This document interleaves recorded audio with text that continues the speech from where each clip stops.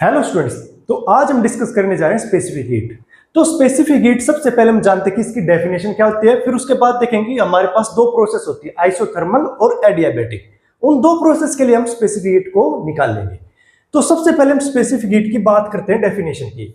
मान लो आपके पास किसी सब्सटेंस का यूनिट मास है और उस यूनिट मास का आपको प्रेजेंट टेम्परेचर मान लो उसका 40 डिग्री सेल्सियस है और उस यूनिट मास का 40 डिग्री सेल्सियस से 41 डिग्री सेल्सियस तक राइज करना है। यानी कि आपके पास यूनिट मास है और उसका यूनिटी टेम्परेचर राइज करना है, ठीक है। और उसमें कितनी हीट रिक्वायरमेंट होगी उसको हम स्पेसिफिक हीट कहेंगे। यानी कि the amount of heat energy required to raise the temperature of a unit mass of substance by 1 degree celsius और 1 केल्विन, ठीक है।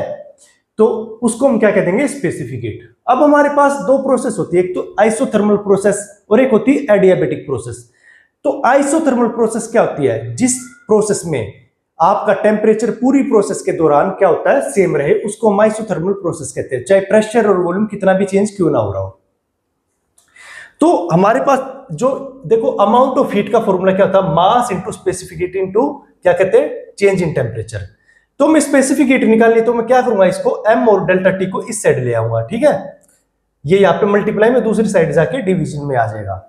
तो देखो टी हमारा यहाँ पे कांस्टेंट है क्योंकि हमारा आइसोथर्मल प्रोसेस है। जैसे ही टी को कांस्टेंट रखूंगा तो चेंज इन टेम्परेचर भी कांस्टेंट आ जाएगा, क्योंकि टेम्परेचर तो मेरा चेंज ही नहीं हो रहा है प्रोसेस के दौरान, तो चेंज इन टेम्परेचर मेरा 0। तो एस क्या आ गया, delta Q by M into 0। तो एस क्या आ गया, इनफाइनाइट। अब देखो इनफाइनाइट स्पेसिफिक हीट आ गई यहाँ पे आइसोथर्मल प्रोसेस की, लेकिन इसका मतलब क्या है कि आइसोथर्मल प्रोसेस के लिए स्पेसिफिक हीट हमारी इनफाइनाइट है।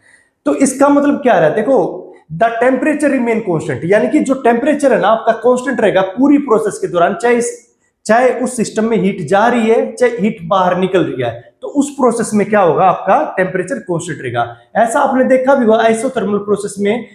जो आइसोथर्मल प्रोसेस को जब हम डिफाइन करते हैं तो उसमें क्या कहते हैं हम, कंप्रेशन कहते हैं, और मतलब क्या कहते हैं, रिलैक्सेशन जो है ना इतना स्लो करते हैं ताकि उसका टेम्परेचर पूरी प्रोसेस के दौरान आपका सेम रहे। अब आती है एडियाबैटिक प्रोसेस। तो एडियाबैटिक प्रोसेस क्या होती है, हमारा जो चेंज इन हीट क्या होता है, 0। अब जैसे ही आप हीट चेंज इन हीट को 0 रखोगे तो एम एस डेल्टा टी भी 0 आ जाएगा, है ना, एम एस डेल्टा टी 0 आ जाएगा। तो इसमें क्या है, देखो आपका चेंज इन टेम्परेचर तो 0 हो नहीं सकता यहाँ पे, ठीक है, नॉट इक्वल टू 0। तो यहाँ पे एस ही 0 होएगा।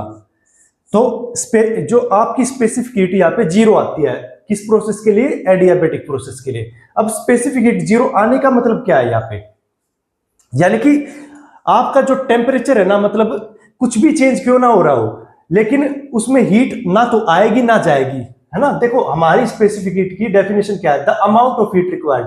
अब अमाउंट ऑफ हीट रिक्वायर्ड तो होगी ही नहीं ना, क्योंकि डेल्टा क्यू तो 0 हो गया। तो क्या हो गया, मतलब टेम्परेचर कितना भी राइज क्यों ना हो, तो अमाउंट ऑफ हीट हमारी रिक्वायर्ड नहीं है। तो इस वजह से स्पेसिफिक हीट यहाँ पे हमारी 0 आ रही है। ओके।